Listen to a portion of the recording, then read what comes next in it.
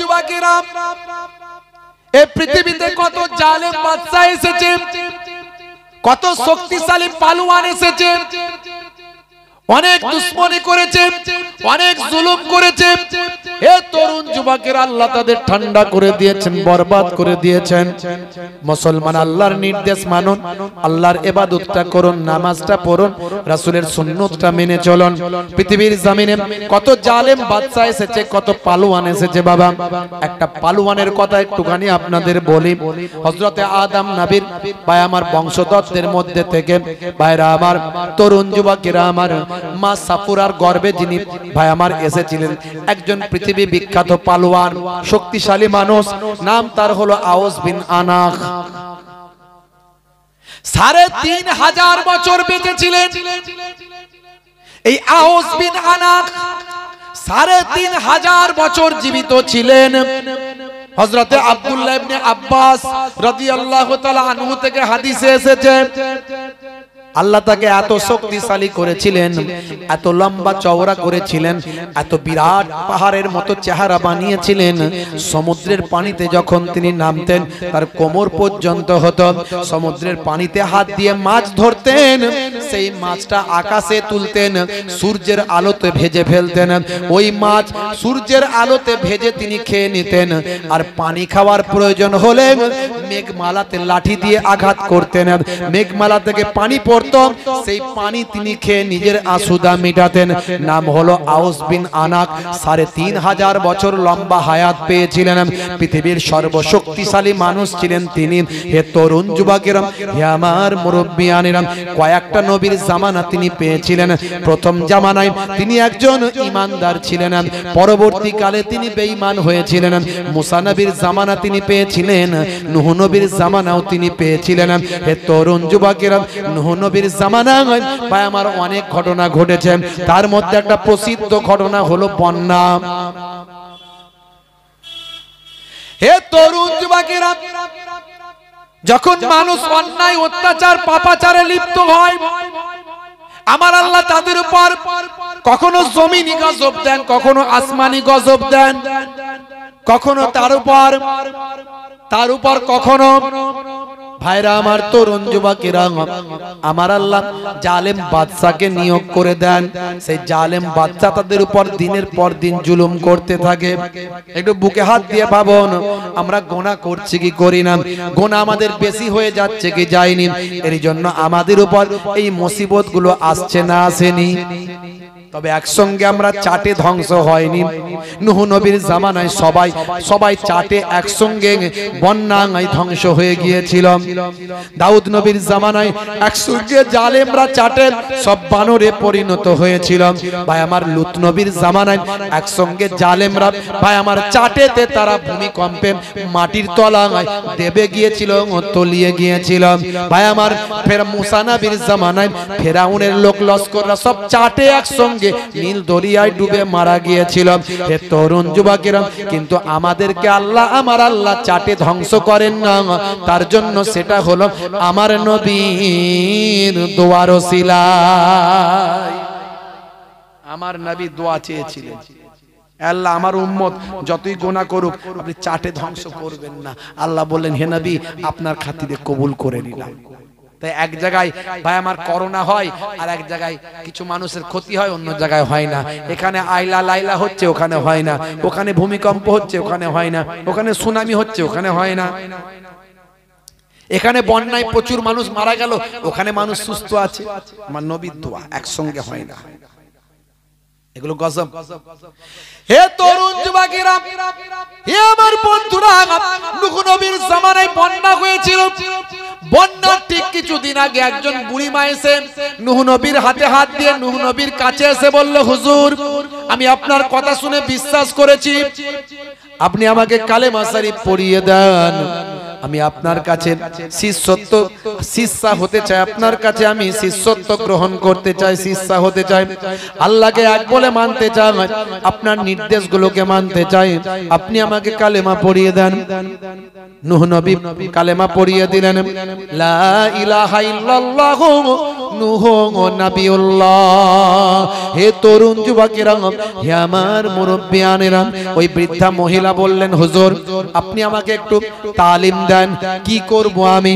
প্রত্যেকটা নবীর জামানাতে নামাজ ছিল, প্রত্যেকটা নবীর জামানাতে রোজা ছিল, প্রত্যেকটা নবীর জামানাতে যাকাত ছিল, প্রত্যেকটা নবীর জামানাতে ইবাদত বন্দেগী ছিল। তাই আমার কিন্তু আমাদের নবীর জামানা নামাজ ইবাদত বন্দেগী যা কিছু আছে সব সিস্টেমেটিক একটা অন্যভাবে আমাদেরকে দেওয়া হয়েছে। অন্যান্য নবীর জামানাতে এই রকম সিস্টেমে ছিল না। যেমন মুসা নবীর জামানায় 2 ওয়াক্তের নামাজ ছিল।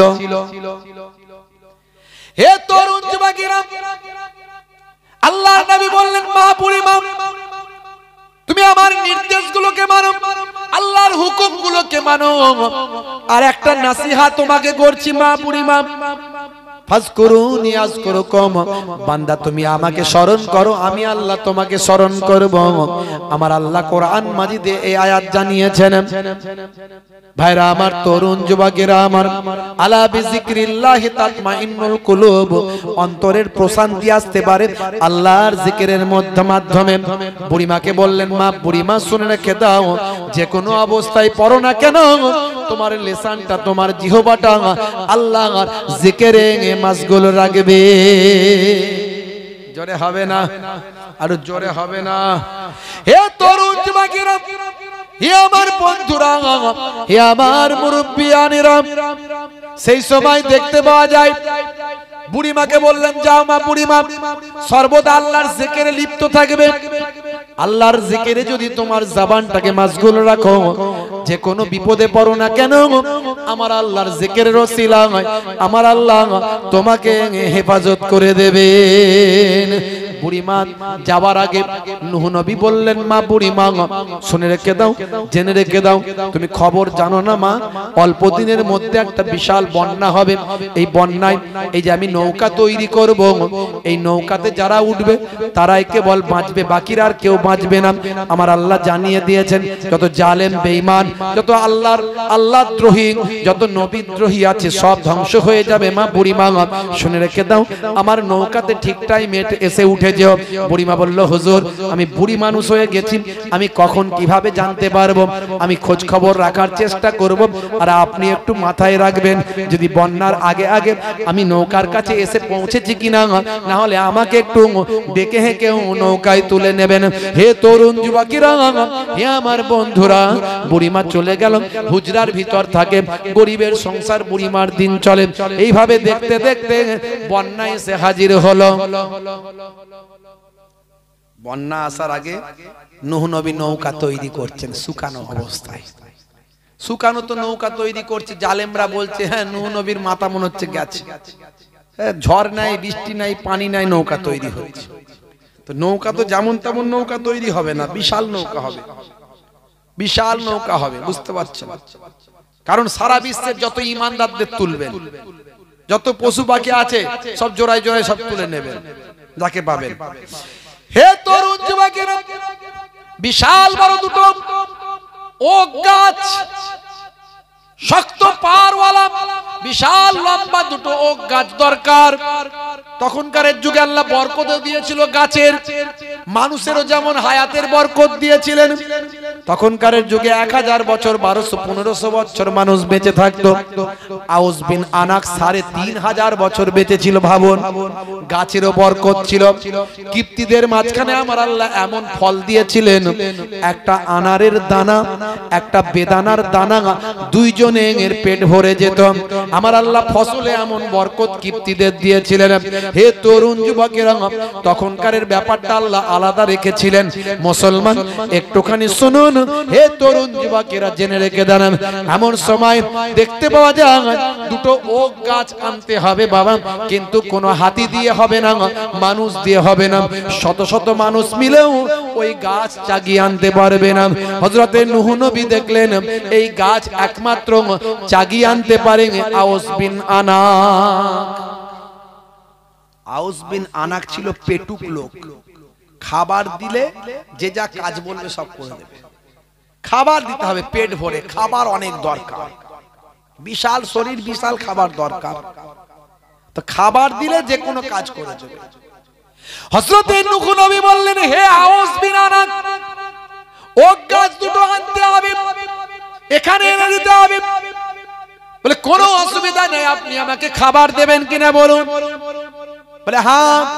বলে আমার পেট ভরে খাবার লাগবে। বলে কোনো চিন্তা নাই। বলে যদি পেট ভরে খাবার যদি না পায়, গাছগুলো আনার পরে যদি খাবার না পায়, বলে আবার গাছগুলোকে পূর্বের জায়গায় দিয়ে চলে আসবো কিন্তু। বুঝতে পারছি, আবার গাছগুলোকে পূর্বের জায়গায় রেখে দেবো। ঠিক আছে যাও, তুমি আগে গাছগুলো আনো।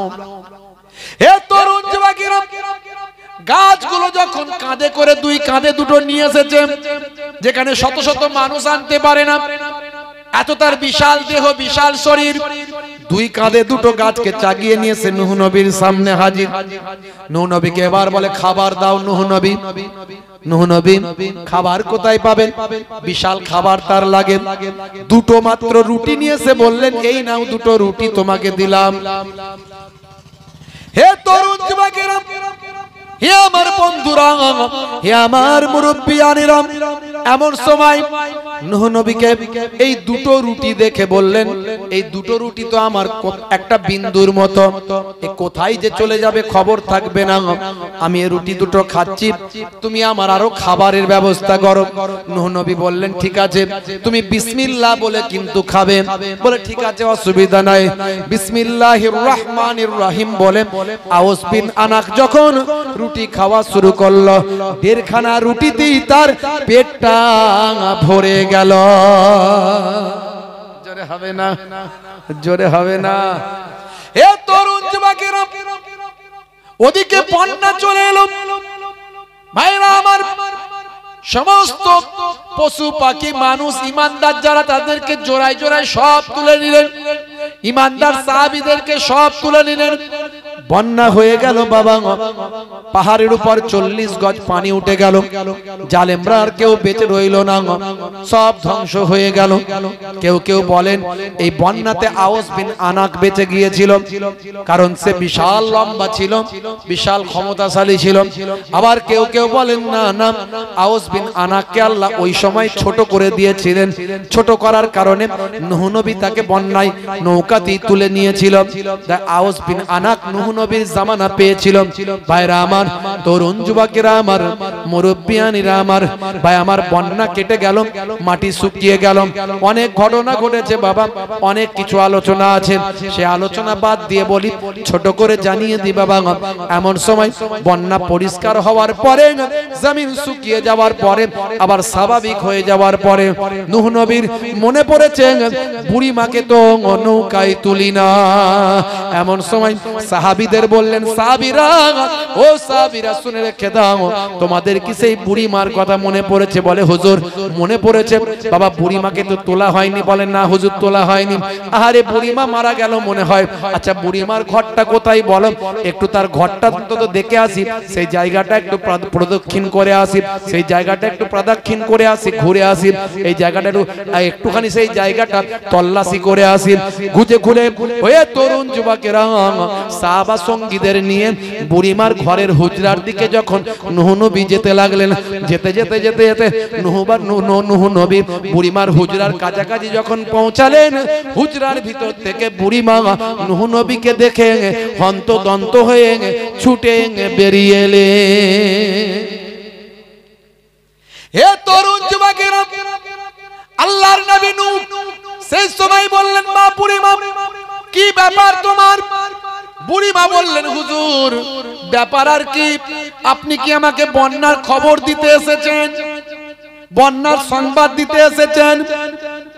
চোখ ভরা পানি নিয়ে নূহ নবী বললেন, মা বুড়িমা বন্যা তো 6 মাস আগে হয়ে গিয়েছে মা, তুমি কি খবর রাখো না মা?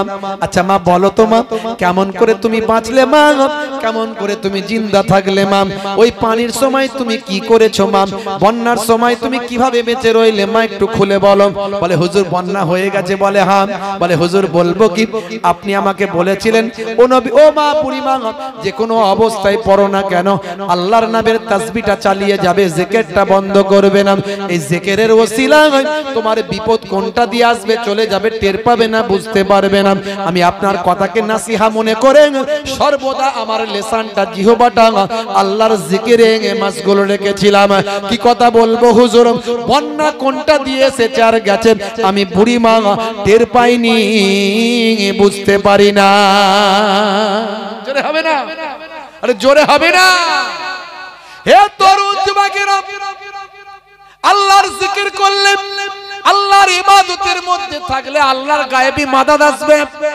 পৃথিবীর বড় বড় জালেমরা পর্যন্ত ধ্বংস হয়ে গেছে। আউস বিন আনাক দেখতে দেখতে মুসা নবীর জামানায় পৌঁছালো। মুসা নবীর জামানায় কিপ্তিদের আন্ডারে চলে গেল আউস বিন আনাক।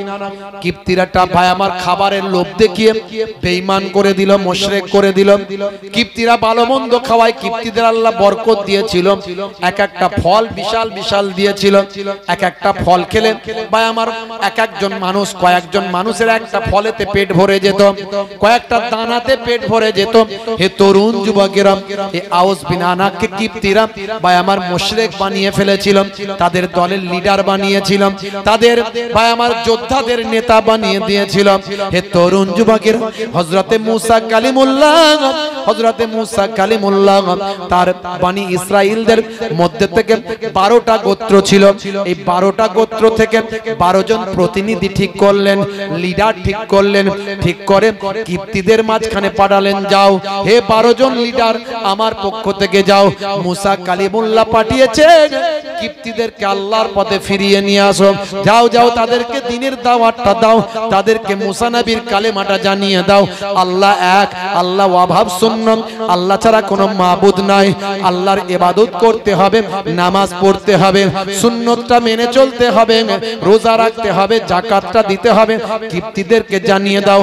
12 জন প্রতিনিধি কিপ্তিদের মাঝখানে দ্বীনের দাওয়াত মুসা নবীর পক্ষ থেকে নিয়ে গেল।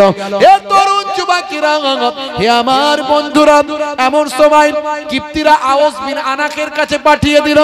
আউস বিন আনাকের চেহারাখানা দেখে এই 12 জন ভাই আমার বনি ইসরাইলের 12 জন গোত্র নেতা তারা ভয় পেয়ে গেল। আউস বিন আনাক বলল, কি ব্যাপার? বলে মুসা নবীর কাছ থেকে এসেছে, তিনি নবী, আমাদের পয়গম্বর, কিপ্তিদের দাওয়াত, ইসলামের দাওয়াত দিয়েছেন, দ্বীনের দাওয়াত দিয়েছেন। আপনারা সব আল্লাহকে এক বলে মানুন। হে আউস বিন আনাক, আল্লাহর ইবাদত করুন বাবা। আপনি যত বড় শক্তিশালী হন না কেন, আমার আল্লাহ সমস্ত ক্ষমতার উপর ক্ষমতা। এমন কথা বলার পর আউস বিন আনাক রাগান্বিত হলো, বলল, আমি কিপ্তিদের আন্ডারে আছি, কিপ্তিরা যা করে সেটা আমি করি, কারণ কিপ্তিরা আমাকে খাওয়ায়। তোমরা 12 জন এসেছো, শোনো, তোমাদের কি ক্ষমতা আছে?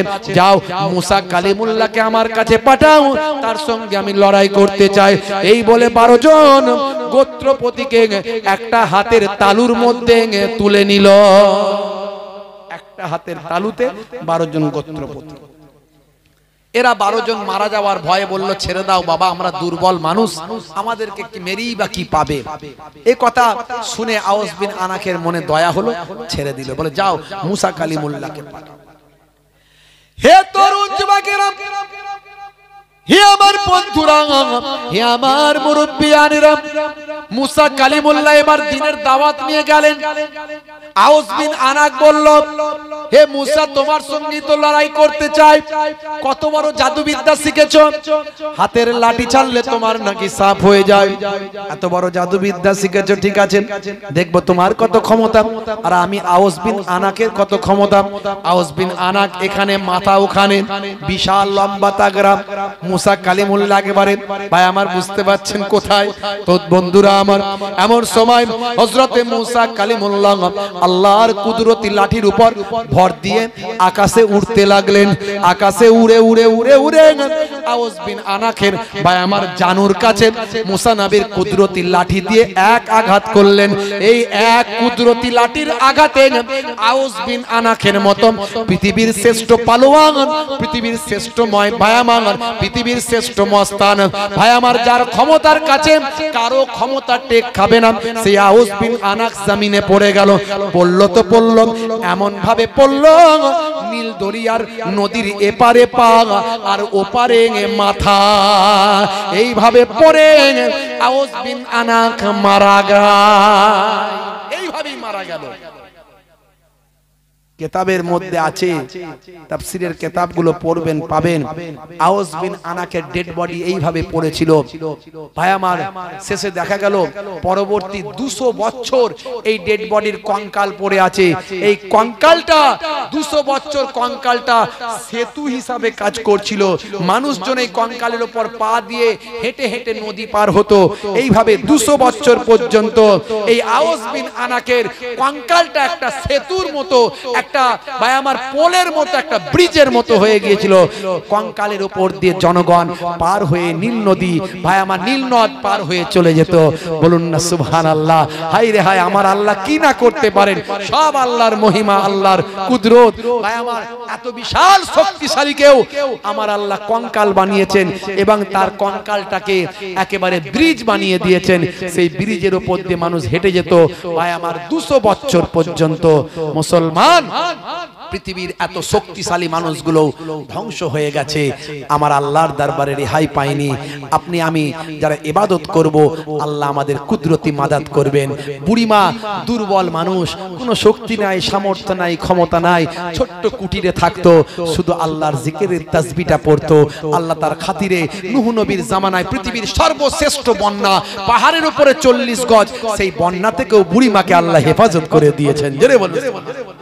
বাবাজি আমার, নামাজটা ছেড়ে দেবেন না, নামাজটা ছেড়ে দেবেন না। নবী পাকের সুন্নতগুলো মেনে চলুন। নেশা করবেন না, বুঝতে পারছেন, নেশা করবেন না। আজ থেকে নবীর ভক্ত হয়ে যান। ও শাহরুখ খান, সলমান খান এদের ভক্ত হলে দুনিয়াতেও শান্তি পাবেন না, আখিরাতেও পাবেন না। নবীর ভক্ত হন, নবীকে নায়ক মনে করুন, নবীকে ফলো করুন। দয়ার নবীর ওসিলায় দুনিয়া আখিরাতে আল্লাহ কামিয়াবি দিয়ে দেবেন। Cassius Clay, Tyson, Hanuman, Gary Miller, Jennifer, Michael Jackson, পৃথিবীর বড় বড় ভাই আমার, বড় বড় সেলিব্রিটি, তারা আজকে আমার নবীর ভক্ত হয়েছে। বুঝতে পারছেন? সেই নবীর শিষ্য হয়ে যান। বাপ, হে যুবকেরা, আজ থেকে নবীর শিষ্য হয়ে যাও। নামাজটা পড়ে নাও। মুখে ছোট হলেও দাড়িটা রাখো। আমি সব জায়গায় বলি, আজও বলছি, Virat Kohli, Harbhajan Singh, Lionel Messi, Gary Miller, ভাই আমার লিওনেল মেসি থেকে শুরু করে হাসিম আমলা তো সুন্নতি দাড়ি, মঈন আলী খান সুন্নতি দাড়ি, আর আমাদের প্রাইম মিনিস্টার, প্রাক্তন প্রাইম মিনিস্টার, কত নেতা মন্ত্রী সব দাড়ি রেখেছে। ফ্যাশন দাড়ি, ছোট দাড়ি, এই দাড়ি ওই দাড়ি, কেউ কারো ধর্মগুরুর বেনে দাড়ি, দাড়ি সবাই রেখেছে, অনেকে ফ্যাশন দাড়িও রেখেছে। দাড়ি হলো মুখের সৌন্দর্য। আমি বলবো, তোমার বড় দাড়ি রাখতে লজ্জা লাগছে, ছোট দাড়ি রাখো। দাড়িটা ছোট হোক, কিন্তু ফ্যাশন মনে করে না, নবীর সুন্নত মনে করে রাখো।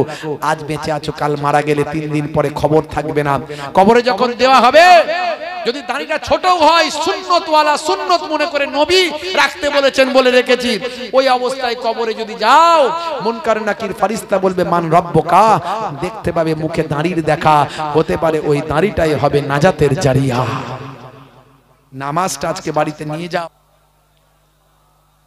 রাসূল তুমি দয়ার সাগর, হাবিব আল আমিন, তোমার দয়ায় পূর্ণ হলো সারা পৃথিবী, তোমার দয়ায় পূর্ণ হলো সারা পৃথিবী।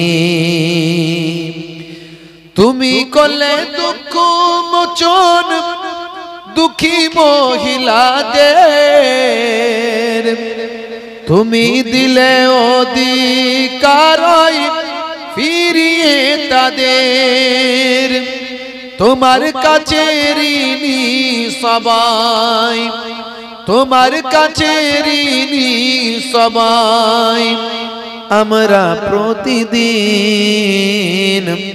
তোমার দয়ায় পূর্ণ হলো সারা পৃথিবী তোমার দয়ায় পূর্ণ হলো সারা পৃথিবী আল্লাহুম্মা সাল্লি আলা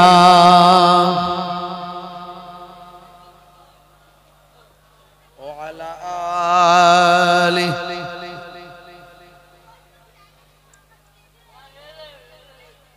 বেলাল যখন ঈমান আনে অনেক বাধা এসেছে তারপরে তেও বেলাল আমার রাসূল নাহি ছেড়েছে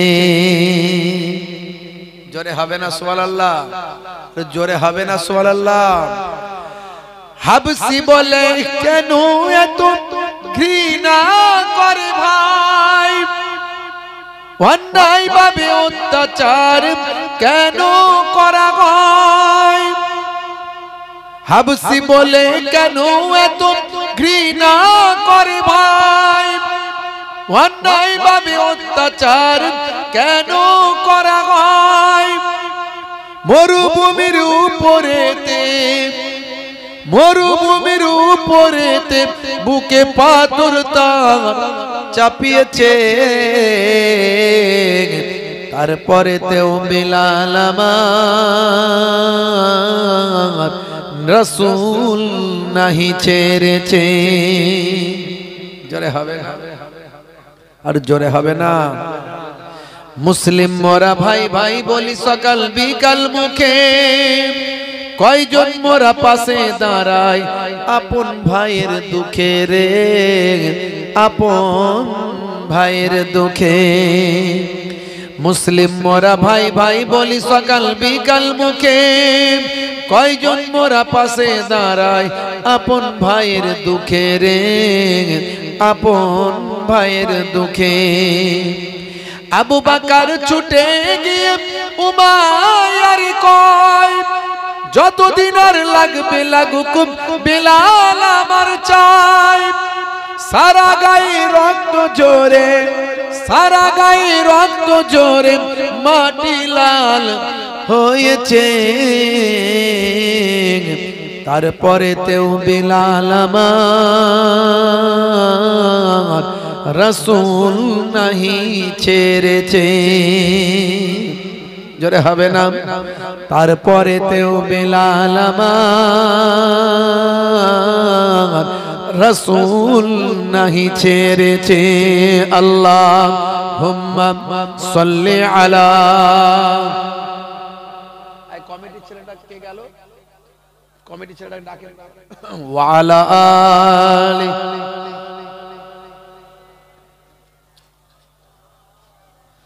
কোন দিকে আলো নেই চারিদিকে ঘিরেছে আধার বলবে তো আগে থেকে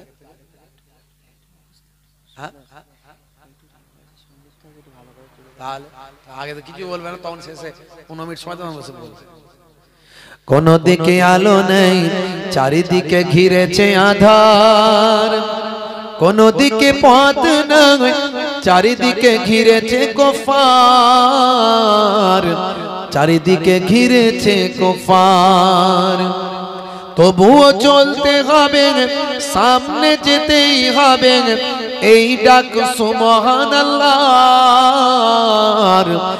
এই ডাক সুবহানাল্লাহ কোন দিকে আলো নেই চারিদিকে ঘিরেছে আধার কোন দিকে পথ নাই চারিদিকে ঘিরেছে কুফার চারিদিকে ঘিরেছে কুফার আল্লাহুম্মা সাল্লি আলা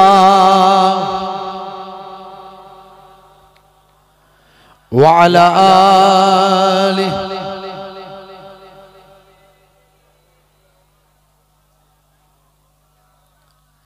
হে আমার ইসলামী ভাই হে আমার ইসলামী ভাই হে আমার ইসলামী ভাই, হে আমার ইসলামী ভাই, চলো চলে যাই দূর মদিনায়। হে আমার ইসলামী ভাই, হে আমার ইসলামী ভাই, হে আমার ইসলামী ভাই। আল্লাহুম্মা সাল্লি আলা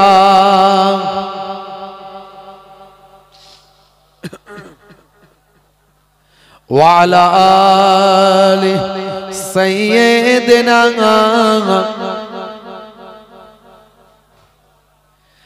আজকের যুগটা কোথায় যে নেমেছে তা আমাদের কি মনেতে জেগেছে? কোথায় গেলে ওই শান্তি পাওয়া যায়, সে আলোচনাতে সবাই যে মেতেছে। দেখো আজ দুনিয়ায় কি সব চলছে, মদ জুয়া গানেতে মুসলিম নাচেছে। হে আমার ইসলামী ভাই, হে আমার ইসলামী ভাই, হে আমার ইসলামী ভাই, হে আমার ইসলামী ভাই। আল্লাহুম্মা সাল্লি আলা ভক্তি ওয়া আলা আলি।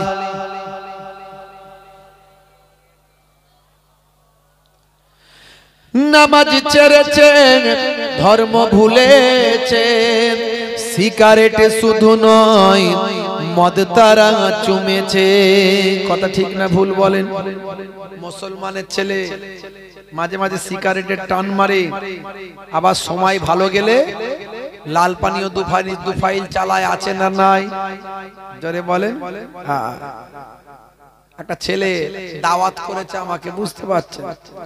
দাওয়াত করেছে, হ্যাঁ, নদিয়াতে বাড়ি, 2-3 দিন আগের কথা বলছি। দাওয়াত করেছে, ভালোই মাঝে মাঝে কথা বলে, হুজুর কবে আসছেন, হুজুর এই দিক দিয়ে চলে আসবেন, আমি যোগাযোগ করব, হুজুর এই হয়েছে। মাঝে মাঝে ফোন করে, অনেক আগে থেকে তো সব ডেট লেখায়, সব 1-2 বছর আগে থেকে ডেট থাকে, নাহলে তো ডেট পাওয়া মুশকিল হয়ে যায়। তো 1-2 বছর আগে থেকে সব লেখানো, মাঝে মাঝে কন্ট্যাক্ট করে। আর যেদিনে জলসা সেদিন এবারে আর কোনো ফোন নেই, বুঝতে পারছো? সারাদিন কোনো ফোন নাই। সন্ধ্যের পরও ভাবছি মনে ফোন টোন করবে, যোগাযোগ করবে, হ্যাঁ, কোনো ফোন নাই। ওই 1-2 হাজার টাকা জমা আছে, তার মানে জলসা হবে বাবা নিশ্চিত, হ্যাঁ, তেল খরচা দিয়ে রেখেছে আগে থেকে, ঠিক আছে চলো। তো এমন সময় বাধ্য হয়ে আমি যখন ফোন করছি, তখন ফোনের আওয়াজ আসছে এরকম, হুজুর আসছেন তো নাকি? সর্বনাশ করেছে, ভলিউম এরকম হয়ে গেল কেন? ভাই তোমার আওয়াজ কেন বোঝা যাচ্ছে না? একটু শরীরটা একটু গন্ডগোল আছে। গন্ডগোল এরকম কেন? শরীর খারাপ, অসুস্থ ভাই? না না, তা বলছে ওটা নয়, অসুস্থ নয়। পাশের ছেলেগুলো বলছে হুজুর মনে হয় লাল ফাইল চালিয়ে দিয়েছে মনে হচ্ছে, বুঝতে পারছো? তো দিনকাল পরিস্থিতি খুব খারাপ, হ্যাঁ, তাই আমি এটা কলম লিখেছিলাম। নামাজ ছেড়েছে, ধর্ম ভুলেছে, সিগারেট শুধু নয় মদ তারা চুমেছে। কোথা গেল সেই দিন হযরত ওমরের হুঙ্কার, মাতালেরা মদ খাওয়া তখনই ছেড়েছে। ইসলামী কালেমা তারা সব পড়েছে, ইসলামী জয়গান তারা সব গেয়েছে।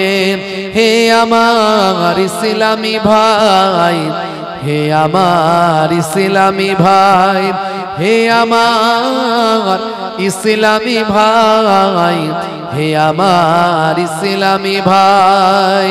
আল্লাহুম্মা সাল্লি আলা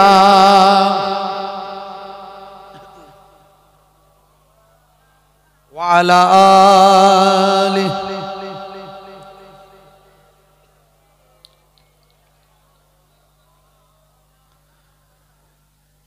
وقال الله تعالى ফি কালামিহিল মাজিদ ওয়াল ফুরকানিল হামিদ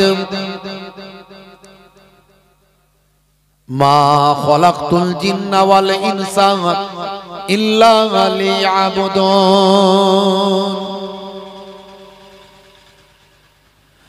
وقال الله تعالى أيضا في كتابه مخبرا يا أيها الذين آمنوا اتقوا الله حق تقاته ولا تموتن إلا وأنتم مسلمون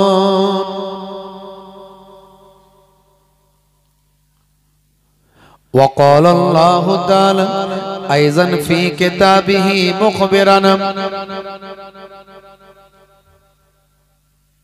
وما رميت إذ رميت ولكن الله رمى وقال النبي صلى الله عليه وسلم سبع تجري للعبد بعد موته وهو في قبره من علم علما أو كسر نهرا أو حفر بيرا أو غرس نخلا أو بنى مسجدا أو ورث مصحفا أو ترك ولدا يستغفر له بعد موته إلى آخر الحديث أو كما قال عليه الصلاة والتسليم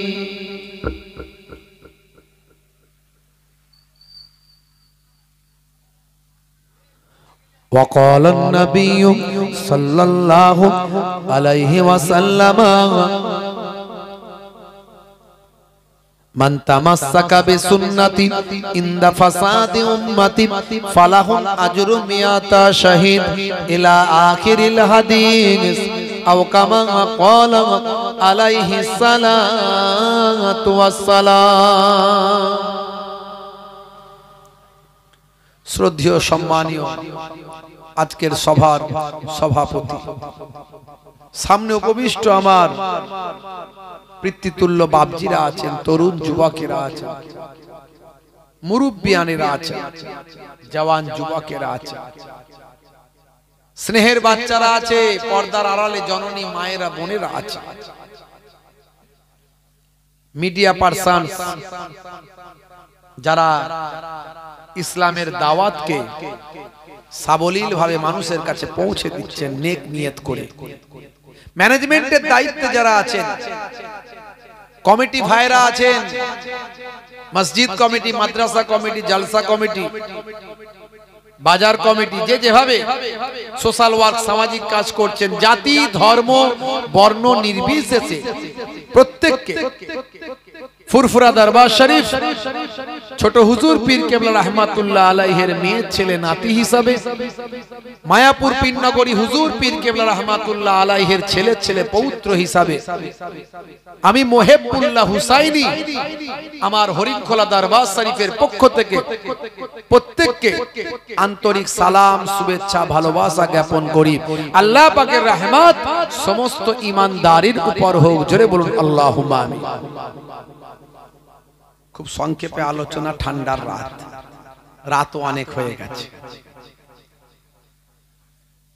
আলোচনা যদি 1 ঘন্টা হয়, আলোচনার মতো যদি করা হয়, তাতেই জীবন পরিবর্তন হবে, আর সেটা সেই আলোচনাটা সারা জীবন নফল ইবাদতের থেকে ভালো হয়ে যাবে। এই কথাটা আমার নয়, আমার নানাজান ছোট হুজুর কেবলার কথা নয়, আমার দাদাজান পীরনগরী মায়াপুর পীরনগরী হুজুর কেবলার কথা নয়, আমার আব্বাজান হরিণখোলা হুজুর কেবলার কথা নয়, এই কথাটা স্বয়ং দোজাহানের বাদশার কথা। জোরে বলুন সুবহানাল্লাহ। তাদারিসুল ইলম, ইলমের দর্স নাও, ফিল লাইল, রাতের বেলা সাআতান, 1 ঘন্টা।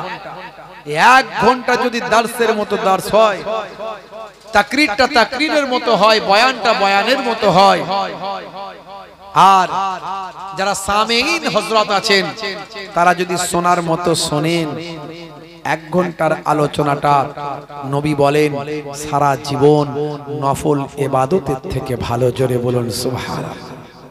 বাপেরা আমার, তরুণ যুবকেরা আমার, আল্লাহর নবী বলছেন, শোনো সাহাবী, হে সাহাবী শুনে রেখে দাও, যখন কোন ওয়াজের মাহফিল পাবে, কোরআনের মাহফিল পাবে, হাদিসের মাহফিল পাবে, জিকরুল্লাহ জিকরুন নবীর মাহফিল পাবে, সেই জায়গায় হাজিরা দেওয়া তোমার জন্য লাজিম জরুরি মনে করে নেবে।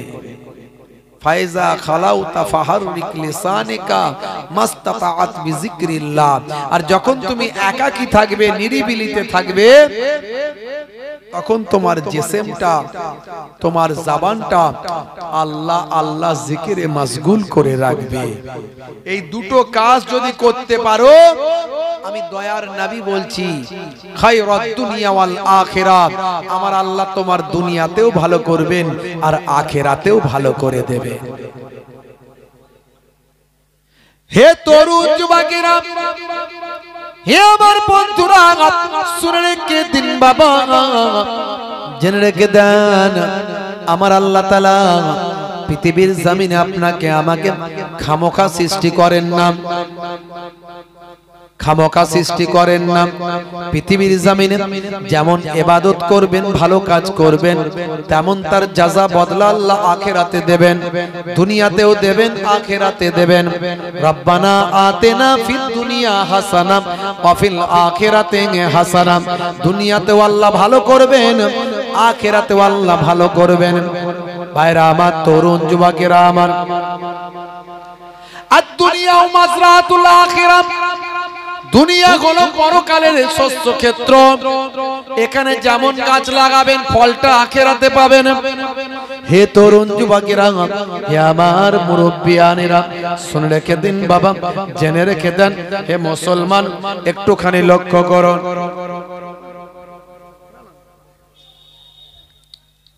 জ্ঞানী মানুষ, আলেম মানুষ, ভাইরা আমার, তরুণ যুবকেরা আমার,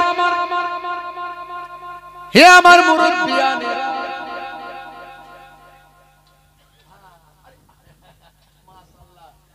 মাওলানা হেজবুল্লাহ কুঞ্জি সাহেব দেখেছেন, এই হচ্ছে আলেমে আলেমের সম্পর্ক দাঁড়িয়ে গেছে, দেখেছেন, মাশাআল্লাহ, খুব যোগ্য আলেম, বাংলার জমিনে দাদা পীরের সিলসিলার একেবারে উজ্জ্বল নক্ষত্র হযরত মাওলানা হেজবুল্লাহ কুঞ্জি সাহেব, দেখেছেন তো, এই হলো মোহাব্বত। এটা কেন হয়েছে জানেন? পরে বলবো কেন হয়েছে। তো এই আলেমে আলেমে মোহাব্বত, আল্লাহ ভালো লাগে, এইটাই তো সম্পর্ক। এখন আলেম আলেমে বক্তায় বক্তায় স্টেজে ইওর বিরুদ্ধে ওর বিরুদ্ধে হচ্ছে না, হচ্ছে না, হয় না? সাধারণ মানুষের কাছে কি বার্তা যাচ্ছে, এই বার্তাটা আপনারা দেবেন। এই যে আমি ওয়াজ করছি আর মাওলানা হেজবুল্লাহ সাহেবের কাছে দাঁড়িয়ে গেছে, এই বার্তাটা সাধারণ মানুষের কাছে দেন যে দেখুন আলেমে আলেমে, হুজুরে হুজুরে কেমন মোহাব্বত। আর তা না করে এই ইউটিউবার ভাইদের কোনো কাজ নাই, এই আমি একটা কারো বিরুদ্ধে বলবো, ওইটাকে এমন করে দেবে, এর ঘুষি ওর মুখে, এর লাথি ওর মুখে, এমন দেবে না সাধারণ লোক বলে যা দিচ্ছে, আর শুধু সারা দিন ধরে গীবত শেখায়েত চগলখড়ি শুধু চলছে চায়ের দোকানে। কথা ঠিক না ভুল? হ্যাঁ, আলেমে আলেমে ভালোবাসা সম্পর্কটা, এটাই তো নবীর আখলাক। আর আলেমরা যদি একে অপরের প্রতি ভ্রাতৃত্ববোধ, মহাব্বত, নবীয়ানা আখলাক যদি আলেমদের মধ্যে না থাকে, সাধারণ মানুষের মধ্যে আসবে কি করে?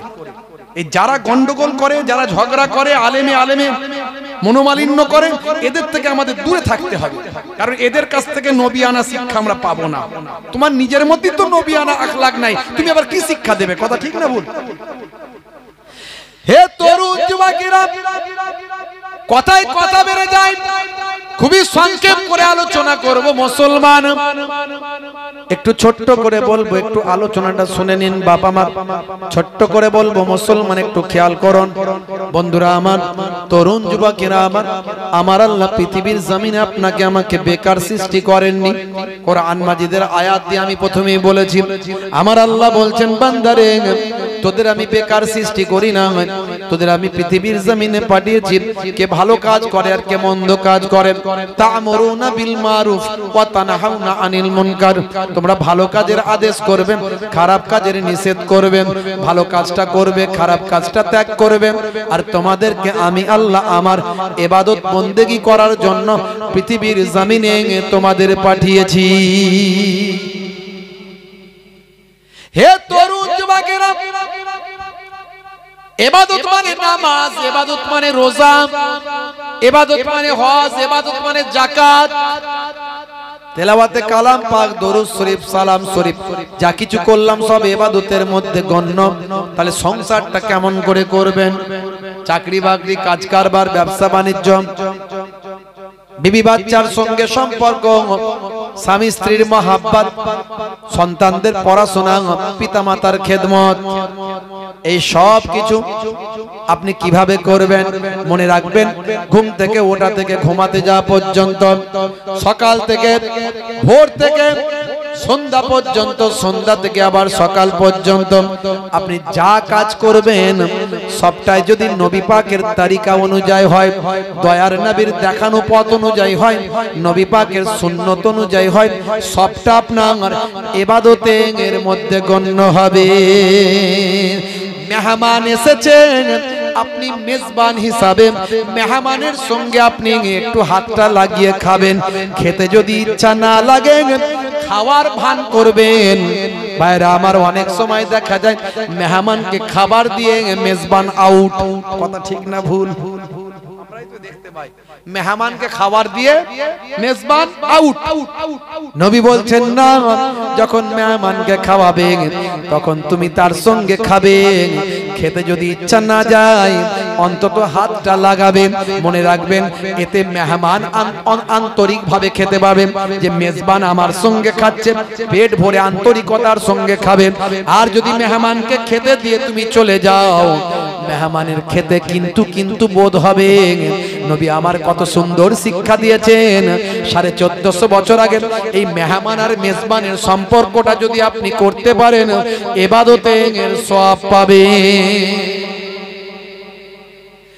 হে তরুণ যুবকেরা, ইয়া আবাজার লা তাহকিরান্নাল মারুফা সাইয়্যাত।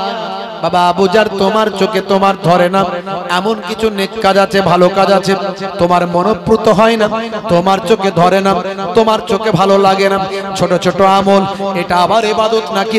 এটা আবার আমল নাকি? রাস্তা দিয়ে যাচ্ছেন, পেরেক পড়ে আছে, কাঁচ ভাঙা পড়ে আছে, বা আমার পাথর পড়ে আছে, পরবর্তী পথিকের কষ্ট লাগতে পারে, সাইড করে দেন, পায়ে করে ঠেলে দেন, এটা হলো ইবাদত। রাস্তা দিয়ে যাচ্ছেন, পকেট মারি হয়ে গেছে, আপনি বুঝতে পেরে গেছেন ওই ভাইয়ের কাছে পয়সা নাই, হাত পাততে পারে না, বুক ফেটে যায়, মুখ ফাড়ে না, আপনি তার কানে কানে গিয়ে বলেন, ভাই আমি বুঝতে পেরেছি তোমার পকেট মারি হয়েছে, এই নাও 20টা টাকা দিলাম, বাড়ি পর্যন্ত চলে যাও। এটা হলো ইবাদত। হে তরুণ যুবকেরা, হে আমার বন্ধুরা, এতিম বাচ্চা আপনি জানতে পারলেন এরা এতিম বাচ্চা, এতিম বাচ্চাকে একটু উপঢৌকন দেন, এতিম বাচ্চাকে একটু কিনে দেন, খাবার দাবার কিনে দেন। কিছু না দিতে পারেন, অন্তত তাদের মাথায় স্নেহপূর্ণ হাতটা আপনারা একবার বুলিয়ে দেন। এতিম বাচ্চার মাথায় হাতটা বুলিয়ে দিয়েছেন, তার মাথাতে যতগুলো চুল আছে ততগুলো সওয়াব আল্লাহ আপনার নামাজ আমলে দান করে দেবে। দেখেছেন ইবাদত? ঘুম থেকে ঘুমাতে যখন যাবেন ডান দিকে কাত হয়ে ঘুমাবেন। যখন ঘুমাতে যাবেন ঘুমের দোয়াটা পড়ে নেবেন। বাড়ি থেকে যখন বের হবেন তাওয়াক্কালতু আলাল্লাহ বলে বের হবেন। কোন কাজ যখন শুরু করবেন বিসমিল্লাহ বলে শুরু করবেন। কোন ভালো কিছু সংবাদ যখন পড়বেন শুনতে পাবেন তখন সুবহানাল্লাহ বলবেন, আলহামদুলিল্লাহ বলবেন, মাশাআল্লাহ বলবেন। হে তরুণ যুবকেরা, হে আমার বন্ধুরা, মাঝে মাঝে ঘরটা ঝাড়ু দেবেন। ইয়াকুনু ফি মাহানাতি আহলিহি ওয়া ইয়াকুমুল বাইতা ওয়া ইয়াহলিবুনা সাতা ওয়া ইয়াখিতা সাওবাহু ওয়া ইয়াকসিফানা আলাহু ওয়া ইয়াহমিলু বিজাতিন মিনাস সুক। আল্লাহর নবী মাঝে মাঝে স্ত্রীর সঙ্গে ছোট ছোট কাজগুলো করতেন। ঘরটা মাঝে মাঝে নবী আমার ঝাড়ু দিতেন, ঘরটা মাঝে মাঝে নবী আমার ঘরেতে ছোট ছোট কাজগুলো স্ত্রীর সঙ্গে করতেন। ছেঁড়া জামাগুলো নবী আমার মাঝে মাঝে নিজে হাতে সেলাই করতেন। নবী আমার মাঝে মাঝে ছেঁড়া জুতোটা সেলাই করে পরতেন। নবী আমার মাঝে মাঝে বাজারে যেতেন, বাজারটা নিজে হাতে করে নবী আমার বাড়িতে ফিরতেন। এই সমস্ত কাজগুলো নিজে হাতে করার চেষ্টা করবেন, প্রত্যেকটা কাজে ইবাদতের সওয়াব পাবে। বলবে হুজুর আপনি স্ত্রীর সঙ্গে কাজ করতে বলছেন, ঘর ঝাড়ু দিতে বলছেন, এ তো মেয়েদের কাজ, আর আপনি যে বলে দিয়ে যাচ্ছেন স্ত্রীর সঙ্গে বউয়ের সঙ্গে হাতের কাজ করবে, টুকটুক করে ঘর ঝাড়ু দেবে, এ আমাদের বউয়েরা সব শুনছে, কিন্তু সকাল থেকে আমাদের বিপদ হয়ে যাবে। কথা ঠিক না ভুল? কথা ঠিক না ভুল? মনে রাখবেন, ইসলাম মানলে সব কিছু সুন্দরভাবে হবে। স্ত্রীরা যদি মাতব্বরি করে আপনার উপরে, নবী বলছেন না, যে ঘরের স্ত্রী হয়ে যাবে প্রাইম মিনিস্টার আর স্বামী হয়ে যাবে নরমাল মেম্বার, স্ত্রী হয়ে যাবে প্রাইম মিনিস্টার আর স্বামী হয়ে যাবে নরমাল মেম্বার, সেই ঘরের খবর আছে। কথা ঠিক না ভুল? তার মানে সেই ঘরের খবর আছে, সেই স্ত্রীর খবর আছে। স্বামীকে গার্জেন হিসাবে স্ত্রীকে মানতে হবে। আল্লাহর নবী বলেন, যদি আমি কোন ব্যক্তিকে কারো পায়ে সিজদা করার অনুমতি দিতাম, যদি আমি কাউকে কোন ব্যক্তিকে কারো পায়ে সিজদা করার অনুমতি দিতাম, তাহলে আমি সমস্ত মহিলাদের বলতাম তোমরা তোমাদের স্বামীর পায়ে সিজদা করবে। দেখেছেন, স্বামীর উপরে মাতব্বরি চলবে না।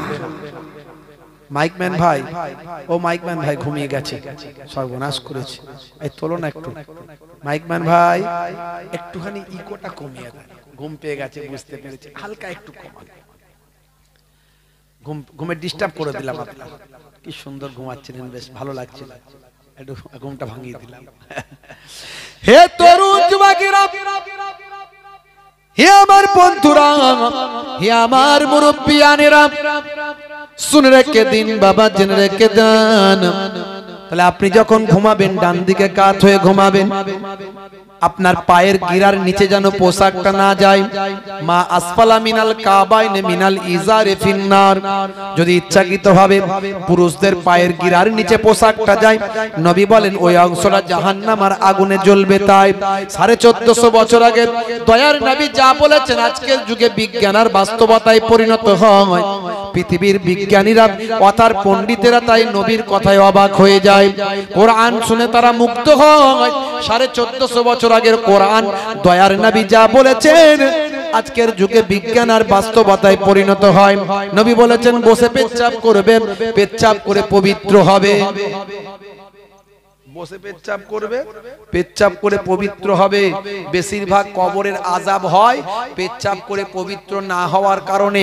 লা ইয়াস্তানজি আনিল বাউল ওয়া ইয়ামসি বিন নামিমা, চগলখড়ি করার কারণে আর পেচ্ছাপ করে পবিত্র না হওয়ার কারণে বেশিরভাগ কবরের আযাব হয়। অনেক নামাজি দাড়িওয়ালা জুব্বাওয়ালা মানুষ আসরের নামাজ পড়ে, তারপরে চায়ের দোকানে যায়, গিয়ে সারা দুনিয়ার এর খবর, ওর খবর, তার খবর, এ ভালো নয়, ও মন্দ নয়, ও চিটিংবাজ, ও ধাপ্পাবাজ। আছেন না? নাই। নবী বলছেন যদি মরা ভাইয়ের গোশত খাওয়া পছন্দ করো, তাহলে গীবত শিকায়ত চালিয়ে যাও, করে যাও। মরা ভাইয়ের গোশত খাওয়া কি আমরা পছন্দ করি? করি? যদি না করি তাহলে গীবত চগলখড়ি করবেন না, পারলে নাম করবেন, বদনাম করবেন না।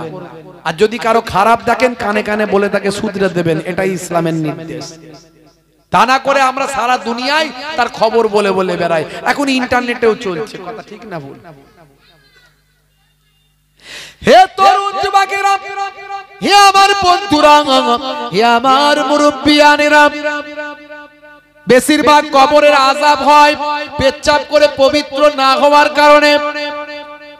যারা শাহরুখ খান, সলমান খানের যারা ভক্ত, মুসলমানের ছেলে জিন্সের প্যান্ট পরে ঘোরে, তারা যখন পেচ্ছাপ পায় ট্যাঙ্কের পানি দাঁড়িয়ে দাঁড়িয়ে খালি করে দেয়। কথা ঠিক না ভুল ভাই? ডায়ে বায়ে তাকানোর সময় নাই। ট্যাঙ্কের পানি ভর্তি হয়েছে, পাইপ লাইন যেদিকে পেরেছে চালিয়েছে, ও দাঁড়িয়ে দাঁড়িয়ে অসুবিধা নাই। কে দেখলো, কে এলো, কে গেল লক্ষ্য করে নাই। হে তরুণ যুবকেরা, বসার তাদের ক্ষমতা নাই, কারণ জিন্সের প্যান্ট পরে চালিয়েছে ভাই। কথা ঠিক না ভুল? জিন্সের প্যান্ট পরে বসে মুততে পারবে? পারবে? পারবে না। দাঁড়িয়ে দাঁড়িয়ে। নবী বলেছেন পেচ্ছাপ করে পবিত্র হও, পানি নাও। স্বাস্থ্য বিশেষজ্ঞরা বলছেন পেচ্ছাপের মধ্যে ভাই আমার ইউরিনের মধ্যে জীবাণু থাকে, তাই মাঝে মাঝে প্যাথোলজিতে ইউরিন টেস্ট করতে দেয়। হে তরুণ যুবকেরা, ইউরিনের মধ্যে জীবাণু থাকে, তাই প্যাথোলজিতে ইউরিন টেস্ট হয়। স্বাস্থ্য বিশেষজ্ঞরা বলছেন নবী যা বলেছেন ঠিক বলেছেন, পেচ্ছাপ করে পবিত্র হওয়া চাই, না হলে ওই ইউরিনের কিছু অংশ শরীরে এবং পোশাকে লাগে, সেখান থেকে জীবাণু ছড়ায়। 1450 বছর আগে নবীর কথাই স্বাস্থ্য বিশেষজ্ঞরা আল্লাহর নবীর কথাই মান্য করে না। জোরে হবে না? নবী বলছেন বসে পেচ্ছাপ করতে, স্বাস্থ্য বিশেষজ্ঞরা বলছেন নবী ঠিক বলেছেন, বসে পেচ্ছাপ করলে অবাঞ্ছিত বায়ু শরীর থেকে বেরিয়ে যায়। অবাঞ্ছিত বায়ু শরীর থেকে বেরিয়ে যায়। আর বসে পেচ্ছাপ করলে আমাদের ইউরিনাল ড্রামে, পেচ্ছাপের থলিতে শরীরের প্রেসারটা পড়ে স্প্রিং এর মতো। ইউরিনাল ড্রামে যখন প্রেসারটা পড়ে স্মুথলি পুরো টোটাল ইউরিনটা ড্রাম থেকে ক্লিয়ার হয়। আর যারা দাঁড়িয়ে দাঁড়িয়ে চালায়, হতে পারে মেবি, আবারও বলছি হতে পারে মেবি, কারণ প্রেসার কম থাকার কারণে কয়েক ফোঁটা ওই ড্রামে থেকে যায়। ইউরিনাল ড্রামে কয়েক ফোঁটা ইউরিন থেকে যায়। এইভাবে থাকতে থাকতে একটা সময় সেই ইউরিনটা স্টোনে পরিণত হয়। 1450 বছর আগে দয়ার নবী বসে পেচ্ছাপের নির্দেশ দেয়। আজকের যুগের স্বাস্থ্য বিশেষজ্ঞরা নবীর কথাকেই স্বীকৃতি দেয়, কিন্তু মুসলমানের ছেলে দাঁড়িয়ে দাঁড়িয়ে চালায়। শাহরুখ খানের ভক্ত তাই। আজকালকার পোলা দেখো সঠিক পথে চলে না, পিতামাতা গুরুজনের কথা তারা শোনে না। চুলগুলো ছোট ছোট, প্যান্ট শার্ট আটো সাটো, সুজোরা পায়ে দিয়ে, পেছনে ব্যাগ নিয়ে, লাল লাল জুতো পায়ে, চোখে কালো চশমা, দুই চোখ মেলে খোঁজে বেদের মেয়ে জোসনা, গায়ে হাতে ট্যাটু আঁকা, হেঁটে চলে আঁকা বাঁকা। কাছে গেলে দেখা যায় সুস্থ ছেলে না, তিরঙ্গার দুর্গন্ধে টেকা যায় না, তিরঙ্গার দুর্গন্ধে টেকা যায় না। আজকালকার পোলা দেখো সঠিক পথে চলে না, পিতামাতা গুরুজনের কথা তারা শোনে না। চুলের স্টাইল দেখলে মাথা খারাপ, এদিক থেকে চুলটা চেঁচে দিয়ে করেছে ফাঁকা, ওদিকটা করেছে ফাঁকা, সামনের দিক থেকে দিয়েছে ঢাকা, এদিক থেকে নিয়ে এসে পেছনে নিয়ে মেয়েদের মতো ভালো করে গিট মেরে বেনি করে দিয়েছে। কিরে ভাই? বলে শাহরুখ খানের নিউ ভার্সন রেখেছি, কোনো অসুবিধা নাই। শাহরুখ খানের নিউ ভার্সন। কাকাতুয়ার মাথায় ঝুটি, খ্যাক্সিয়ালি পালাই ছুটি, গরু বাছুর দাঁড়িয়ে আছে, ঘুঘু পাখি ডাকছে। মুসলমানের ছেলে শাহরুখ খানের ভক্ত হয়েছে, বুঝতে পারছেন? হ্যাঁ, বুড়ো বাপ বুড়ি মা তাদের কথা শোনে না। ছেলের ওজন হয়েছে 75 কেজি, বাপের ওজন হয়েছে 45 কেজি, ছেলের ওজন হয়েছে 65 কেজি, মায়ের ওজন হয়েছে 35 কেজি। বুড়ো বাপকে আর ভালো লাগে না, বুড়ি মাকে আর ভালো লাগে না। আব্বা যখন কথা বলবে আমার বন্ধুদের সামনে, আস্তে আস্তে কথা বলবে, তোমার সামনের দাঁতগুলো ফাঁকা, কথা বলতে গেলে থুতু বেরিয়ে যায়, এটা আমার প্রেস্টিজ ম্যাটার হয়ে যায়। হ্যাঁ, হাই রে হাই, বুড়ো বাপ বুড়ি মাকে দেখে না। আজকের নিউজে দেখলাম বাংলাদেশের জমিনে একজন বৃদ্ধ বাবা আত্মহত্যা করেছেন। আত্মহত্যা করা মহাপাপ, যত কষ্টই হোক না কেন ভিক্ষা করে খাও, অন্যের বাড়ি থেকে চাকরগিরি করে খাও, কিন্তু আত্মহত্যা করো না। ইসলামে আত্মহত্যা হারাম বলা হয়েছে, নিষেধ করা হয়েছে। আত্মহত্যাকারী জান্নাতে যেতে পারবে না। কিন্তু এ জ্ঞান, তার বোধ তার মধ্যে নাই। বড় দুঃখ পেয়েছে ছেলেদের কথায়। ভাই আমার, দোস্ত আমার, ছেলে বউয়ের কথা শোনেন, বুড়ো বাপ বুড়ি মাকে খেতে দেয় না। ছেলে বাপের কথা শোনে না, মায়ের কথা শোনে না, বুড়ো বাপ বুড়ি মাকে দেখে না। ভাই আমার, বউ যা বলে তাই করেন। নিশ্চয় আপনি আপনার স্ত্রীর কথা শুনবেন, স্ত্রীর কথা মানবেন, কিন্তু বুড়ো বাপ বুড়ি মাকে অবজ্ঞা করবেন না। হে তরুণ যুবকেরা, হে আমার মুরব্বিয়ানেরা, শুনে রেখে দিন, জেনে রেখে দিন, বুড়ো বাপ বুড়ি মাকে কষ্ট দেবেন না, বুড়ো বাপ বুড়ি মাকে দুঃখ দেবেন না। আমার নবী বলেছেন, হুমা জান্নাতুকা ওয়া নারুকা, তোমাদের বাম্মা হলো জান্নাত, তোমাদের বাম্মা হলো জাহান্নাম। বাম্মা যদি নারাজ হয়ে যায়, পৃথিবীর কোন হুজুর পীর সাহেবের ক্ষমতা নাই তোমাকে জান্নাতের ভিতরে ঢোকায়। বুঝতে পারছেন? সেই বুড়ো বাপ বুড়ি মাকে কষ্ট দেবেন না। আহারে, বউয়ের কথাই ছেলে আমার দেয় না পাতে ভাত, অশ্রু জলে ধুকে ধুকে কেন্দে কাটায় রাত। বউয়ের কথাই ছেলে আমার দেয় না পাতে ভাত, অশ্রু জলে ধুকে ধুকে কেন্দে কাটায় রাত। বিলাসবহুল দালান কোটায় চলছে তারা হেসে, দামি খাবার ভোজন করে জমিদারের বেশে। বউয়ের কথায় ওঠে বসে নাই না আমার খোঁজ, শাড়ি কিনে গয়না কিনে বিবির তরে রোজ। ছেলের কাছে ভবের বুকে ফেলনা হলাম আমি, ছেলের কাছে ভবের বুকে ফেলনা হলাম আমি। বুঝে গেছি আমার চেয়ে বউটা অনেক দামি। গর্বে ধরে কি পেয়েছি এমন ছেলের কাছে, গর্বে ধরে কি পেয়েছি এমন ছেলের কাছে। কষ্ট থাকুক বুকের মাঝে দোয়া তবু আছে। যতই কষ্ট দাও বাম্মাকে, বাম্মা তোমার জন্য কখনো বদদোয়া করতে পারে না। কথা ঠিক না ভুল বলেন? জোরে বলেন, কথা ঠিক না ভুল? আহা, বাবা মার, তরুণ যুবকেরা আমার, সেই বুড়ো বাপ বুড়ি মাকে কষ্ট দেবেন না। মুসলমানের ছেলে ভাই আমার বাপকে বলছে, আব্বা জায়গাটা লিখে দেবে তো দাও, না হলে চললাম। কোথায় যাবি, কোথায় যাবি রে? বলছে পল্টুর আব্বা পল্টুকে লিখে দিয়েছে, তুমি কবে লিখে দেবে তাড়াতাড়ি বলো। বলে, আরে বাবা, আমি তো, তুই আমার একমাত্র ছেলে, আমি মারা গেলে তোর সব, তা তো বাড়াবাড়ি করছিস কেন?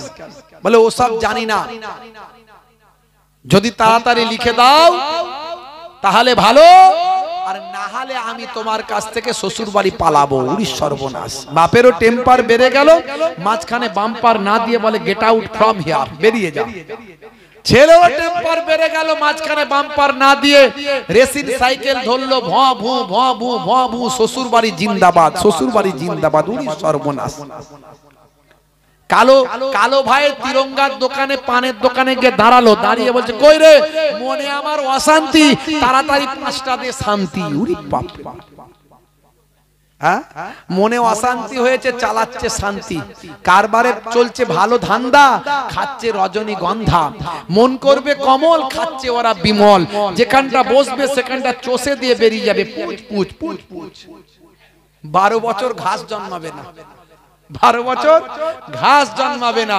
দেখবেন কিছু কিছু ছেলে সারাক্ষণ শুধু চেবাচ্ছে, ওদের যা দাঁত ঠোঁট জিভ সব এক করে ফেলেছে। ওদেরকে বড় করে হা করতে বলবেন, পারবে না। এইগুলো দিয়ে ছিঁড়ে যাবে, কেটে যাবে। হুজুর তাকবীরের ধ্বনি দেয়, না তাকবীর, আল্লাহু আকবার, আস্তে করে বলে। বুঝতে পারছেন? আমি মাঝে মাঝে ভাবি এদের বউগুলো টেকে কি করে। আমি তো গন্ধে সহ্য করতে পারি না 10 হাত দূর থেকে, এদের বউগুলো টেকে কি করে। আবার বুঝতে পারি এত ওয়াজ নাসিহাত, হয়তো আমাদের ঘরের মায়েরা অনেক ভালো, অনেক ত্যাগ স্বীকার করে। স্বামীর অনেক কষ্ট অত্যাচার সহ্য করে কিন্তু কাউকে বলে না, অনেক কষ্ট সহ্য করে, আরে আমার স্বামী তো। আর সেই স্বামীদেরকেও স্ত্রীকে কতটা ভালোবাসতে হবে। স্ত্রীকে মনে দুঃখ দিয়া চলবে না। কাল কিয়ামতের দিনে স্ত্রী সার্টিফিকেট ছাড়া স্বামী জান্নাতে যেতে পারবে না। যতই নামাজি দিনদার পরেশগার হন না কেন, আপনার বউ একটা শেষে ক্লিন চিট দেবে। আল্লাহ বলবেন ক্লিন চিটটা দাও। তোমার সঙ্গে এত বছর ঘর সংসার করেছে, নামাজি পরেশগার খোদাবিরু সবই তো ছিল, এখন রাতের বেলা তোমাকে মেরেছিল না, তোমার উপর অত্যাচার করেছিল না, তুমি থাকতে অন্য কিছু করে বেরিয়েছিল, একটু ক্লিন চিটটা দিয়ে দাও। তখন স্ত্রী ক্লিন চিট দেবে, আল্লাহ আমার স্বামী ভালো ছিল, যাও সার্টিফিকেট পেয়ে গেছে চলে যাও। আর যদি স্ত্রী বলে দেয় আল্লাহ নামাজি মুসল্লি দাড়িওয়ালা সুবি সাহেব সব ছিল, কিন্তু প্রত্যেকদিন আমাকে ঘরে না মেরে কোনোদিন ঘুমাতো না, আল্লাহ বলবে বেটাকে জাহান্নামে ঢোকা আগে। একদিকে স্বামী স্ত্রীর মহাব্বত, একদিকে পিতামাতার খেদমত, কোন দিকে গন্ডগোল করলে চলবে না। আমার মায়েরা বোনেরা সাবধান, স্বামী যদি আপনার নারাজ হয়ে যায়, আপনার ইবাদত আপনাকে জান্নাতে নিয়ে যেতে পারবে না। হে তরুণ যুবকেরা, আল্লাহর নবী এই সমস্ত ইবাদতগুলোর শিক্ষা দিতে লাগলেন। ভাইরা আমার, তরুণ যুবকেরা আমার, মুরব্বিয়ানেরা আমার, শুনে রেখে দেন। তবে ইবাদতগুলোর মধ্যে সবচেয়ে বড় ইবাদত হলো নামাজ। সবচেয়ে বড় ইবাদত কি? জোরে বলেন। নামাজ। আফজালুল ইবাদাতে ইবাদাতুস সালাত। সবচেয়ে আফজাল ইবাদত হলো সালাত। মুয়াজ্জিন যখন আযান দেয় হাইয়া আলাস সালাম, মুসলমানের পল্টু বলে ইমাম সাহেবের জ্বালা, তাড়াতাড়ি মসজিদ তলা থেকে পালা। কেন রে ভাই? বলে এই যে ইমাম মুয়াজ্জিন আযান দেয়, বেরিয়ে যদি আমি পল্টুকে দেখতে পাই তাহলে বলবে পল্টু তাড়াতাড়ি নামাজ পড়বি আয়। তাই ইমাম সাহেবের জ্বালায়, মুয়াজ্জিনের জ্বালায় মসজিদ তলা থেকে পালায়, ফ্রি ফায়ার আর পাবজিটা চালায়, মাঝে মাঝে ক্যারাম আর তাসটা পিটবো ভাই, কোনো অসুবিধা নাই। হে তরুণ যুবকেরা, হে আমার বন্ধুরা, হে আমার মুরব্বিয়ানেরা, অথচ সব সময় বলি আমার উন্নতি কেন হয় নাই, আমার কারবারে কেন সাকসেস হচ্ছে না, পড়াশোনায় কেন বুদ্ধি কাজে লাগছে না, ভালো রেজাল্ট কেন হচ্ছে না, চাকরিতে কেন সাকসেস হচ্ছে না। আল্লাহ বলেছিল বান্দারে সাকসেস যদি পেতে চাই আমার দরবারে আয়, সাকসেস যদি পেতে চাস আমার দপ্তরে এসে নামটা লেখা, সাকসেস যদি পেতে চাস নামাজে এসে আমি আল্লাহ আমাকে একবার তুই জানাস। আমরা আল্লাহকে জানাই না। চায়ের দোকানে বসে বসে বলছে এত লোকের চাকরি হচ্ছে, আমার ছেলেটার হচ্ছে না। বুঝতে পারছো? চায়ের দোকানে বসে বসে বলছে এত লোকের কারবারে ভালো উন্নতি হচ্ছে, আমার কারবারে চলছে না। একটা একটা কারবার করছে শুধু লস হয়ে যাচ্ছে। তো কোথায় অভিযোগ জানাচ্ছ? নেতার কাছে অভিযোগ জানাতে গেলে নেতার পার্টি অফিসে যেতে হবে, রাস্তাঘাটে জানালে হবে না। অ্যাডভোকেটের কাছে অভিযোগ জানাতে গেলে অ্যাডভোকেটের একটা দপ্তর আছে, সেখানে গিয়ে তার কাছে অ্যাপ্লিকেশন করতে হবে। ডাক্তার দেখাতে গেলে ডাক্তারের চেম্বারে যেতে হবে, রাস্তাঘাটে বললে হবে না কাজ। তো আল্লাহর কাছে অভিযোগ জানাবে, আল্লাহর দপ্তর হলো মসজিদ। মসজিদে গিয়ে সিজদায় গিয়ে বলো ওয়াস্তাইনু বিসসাবরি ওয়াস সালাহ, বান্দা তোরা আমার কাছে সাহায্য প্রার্থনা কর ধৈর্য এবং নামাজের মাধ্যমে। জোরে বলুন সুবহানাল্লাহ। আমার আল্লাহ জানিয়ে দিয়েছেন মুয়াজ্জিন বান্দাকে বলে দাও নামাজের দিকে ডাকো। বান্দা যদি নামাজে আসে কি লাভ হবে সেটা বলো। ও মুয়াজ্জিন বলে দাও নামাজের দিকে ডেকে দাও, নামাজে যদি আসে তার আমি সাকসেসফুল তাকে তার করে দেব, তার জীবনটা সাকসেস হবে, তার কারবার ব্যবসাকে আমি আল্লাহ সাকসেস করব। মুয়াজ্জিন তুমি 5 বার আজানের মধ্যে দিয়ে জানিয়ে দাও। তাই মুয়াজ্জিন আজান দিয়ে বলেছে, কি বলেছে? হাইয়া আলাস সালাহ,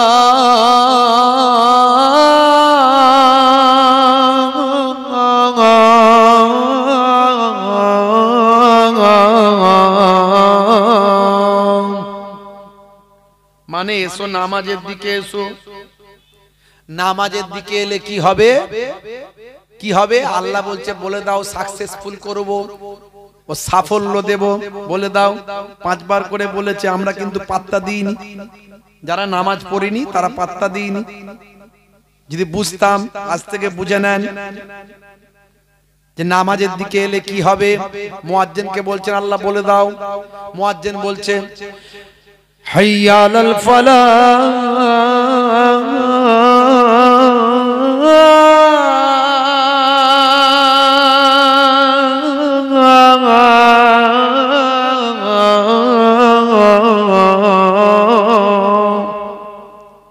নামাজের দিকে এলে আমি আল্লাহ তোমাকে কামিয়াবি দান করে দেব। জোরে হবে না?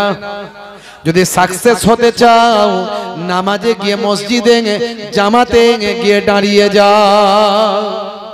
অনেকে আবার নামাজও পড়ে চুলকেও যায়, এমন চুলকাচ্ছে, চুলকানি আর বন্ধ হচ্ছে না, আছে না নাই? সে লুঙ্গি ছিঁড়ে ফেলার খাপ, সাদা চামড়া খুলে ফেলার খাপ, চুলকানি বন্ধ হচ্ছে না। নামাজে গেছে, ইমাম সাহেব লম্বা কেরাত ধরেছে, ও চুলকি যাচ্ছে। একই জায়গা তিনবারের বেশি চুলকালে নামাজটা মাকরু হয়ে যেতে পারে। অনেকে দেখবেন তাশাহুদে বসে থাকে, ইমাম সাহেব পড়ছে আত্তাহিয়াতু লিল্লাহি ওয়াস সালাওয়াতুত তাইয়্যিবাত, ভাই আমার এ মনে মনে ভাবছে আমি আর তাশাহুদে আত্তাহিয়াতু জানি কোথায়, ও চুপ করে বসে আছে। আর বাঙালির হাত অস্ত্র, তো বসে থাকলে তো নেই কাজ, তো খই ভাজ কিছু তো করতে হবে। ও সরু আঙুলটাকে নাকের ভিতর ঢুকে প প করে ঘোরাচ্ছে, কিছুক্ষণ পর একটা বল্টু বের করেছে, বের করে তাকে ভালো করে দেখছে আবার নামাজে বসে বসে যে এটা ফুটবল না ক্রিকেট বল, আবার তাকে টিপে টাপে ত্রিভুজ না চতুর্ভুজ এইসব করছে। না নামাজে দেখবেন অনেকে দাঁড়িয়ে আছে, ইমাম সাহেব কেরাত পড়ছে দাঁড়িয়ে আছড়ে যাচ্ছে, দাঁড়িয়ে আছড়াচ্ছে, আবার নাপিতের কাজও করছে, ওই দাড়িকে ধরে মুখে ভরে সে কুটুস কুটুস কুটুস কুটুস করে সে ইঁদুরের মতো কামড়ে যাচ্ছে। বুঝতে পারছি? নামাজটা ভালো করে শিখতে হয় বাপ, ইমাম সাহেবের কাছে যেতে হবে। ওই নামাজ শেখার জন্য আমেরিকা ব্রিটেন যেতে হবে না, ঘর বউ বাচ্চা ছেড়ে দিয়ে ওসব নাই বাবা। দেখছেন না কত গন্ডগোল চলছে ওই সব নিয়ে। হ্যাঁ, দুটো তিনটে পন্থী হয়ে গেছে, কত দাঙ্গা হাঙ্গামা এর আগে হচ্ছে ওইসব নিয়ে। ওসব নাই বাবা, আমার দাদা হুজুর কেবলা শিখিয়ে দিয়েছেন, নামাজ শিখবে মসজিদে গিয়ে ইমাম সাহেবের কাছে শিখে নেবে টুকটুক টুকটুক করে, কোনো লজ্জা নাই। বুড়ো বয়সেও শিখতে হবে। এর 7 বছর বয়স থেকে নামাজ ফরজ, ছোট্ট বেলায় মসজিদে বাচ্চাদেরকে নিয়ে যাবে। ওয়াক্ত যে হলো ওযু করো মসজিদে চলো, খোদার হুকুম পালন করো নামাজটা পড়ো। ওয়াক্ত যে হলো ওযু করো মসজিদে চলো, দিন রাতে 5 ওয়াক্ত নামাজ পড়লে পাবে ভাই জান্নাত। জোরে হবে না? জোরে হবে না? दिन रात 5 वक्त नामाज पढ़ले पाबे भाई जन्नत। फजरेर समय होले मस्जिदे जाओ तुमी चले, থেকো না বিছানায় শুয়ে, খোদা দেন রহমত ঢেলে। জোরে হবে না? আগা খুব ঠান্ডা লাগছে, একটু আওয়াজ জোরে দিলে, আল্লাহর নাম নিলে আল্লাহ খুশি হবে না? সবাই তো ঘুমিয়ে গেছে, আপনি জেগে আছেন, আমি জেগে আছি, তাহলে আমার আপনার এই জাগার মধ্যে দিয়ে আল্লাহর নাম আল্লাহ খুশি হবে না? একটু জোরে সোরে বলুন সুবহানাল্লাহ। ফজরের সময় হলে মসজিদে যাও তুমি চলে, থেকো না বিছানায় শুয়ে, খোদা দেন রহমত ঢেলে। জোহরের সময় হলে কাজটা দাও তুমি ছেড়ে, কিছু সময় দাও নামাজে, সফলতা আসবে চলে। জোরে হবে না? আরে জোরে হবে না বাপ? আসরের ওয়াক্তটা হলে অপচয় সময় না করে মসজিদে যাও তুমি চলে, আমল নামা ডান হাতে পাবে। মাগরিবের ওয়াক্ত আসিলে মসজিদে যাও তুমি চলে, কবরের আযাব থেকে মুক্তি প্রভু দেবে। জোরে হবে না, জোরে হবে না। এশার সময় হলে অবহেলা না তুমি করে, নামাজে যাও তুমি চলে, কবরে মুক্তি পাবে।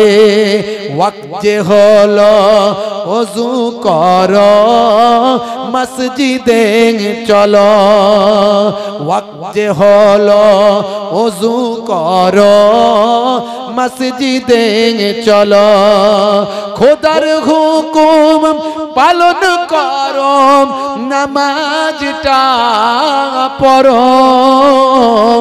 ওয়াক্ত যে হলো ওযু করো মসজিদে চলো, দিন রাতে 5 ওয়াক্ত নামাজ পড়লে পাবে ভাই জান্নাত। জোরে হবে না ভাইরা আমার, নামাজটা আপনাকে পড়তে হবে। মান তারাকাহা ফাকাদ হাদামাদ দ্বীন, যে নামাজ ছেড়ে দিল সে আল্লাহর দ্বীনকে ধ্বংস করলো। মান আকামাহা ফাকাদ আকামাদ দ্বীন, যে দ্বীনকে নামাজকে কায়েম করলো সে দ্বীনকে কায়েম করলো। জোরে বলুন সুবহানাল্লাহ। मुसलमान नमाज छेड़े दिए। अच्छा, इतना नमाज के लिए इतना ताकीद क्यों? अल्लाह ने 82 टाइम्स 82 बार 82 टाइम्स 82 मर्तबा अल्लाह ने कुरान मजीद में ताकीद किया, नमाज कायम करो, नमाज कायम करो, नमाज कायम करो, वाकीमुस सलात, नमाज पढ़ो, नमाज पढ़ो। अच्छा, नमाज से अल्लाह का कोई लेना देना है? अगर हम नमाज छोड़ देंगे तो अल्लाह का कोई नुकसान हो जाएगा? नमाज से अल्लाह का क्या लेना देना है? अगर हम नमाज पढ़े या ना पढ़े अल्लाह का कोई लेना देना नहीं है, तो अल्लाह ने इतना ताकीद क्यों किया? इसीलिए ताकीद किया कि अल्लाह ने देखना चाहता है कि कौन वफादार है और कौन गद्दार है। अल्लाह ने देखना चाहता है कि कौन वफादार है और कौन गद्दार है।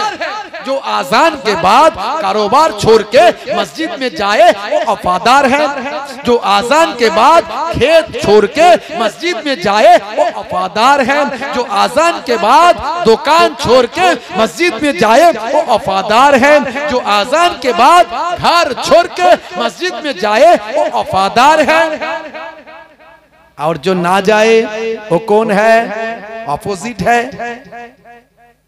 देश का गद्दारों को देश में रहना नामुमकिन है, देश का गद्दारों को देश में रहना नामुमकिन है, तो अल्लाह का गद्दारों को जन्नत में रहना कैसे मुमकिन है? কথা ঠিক না ভুল? বলে নামাজ ছেড়ে দিলে জান্নাতে যেতে পারবেন।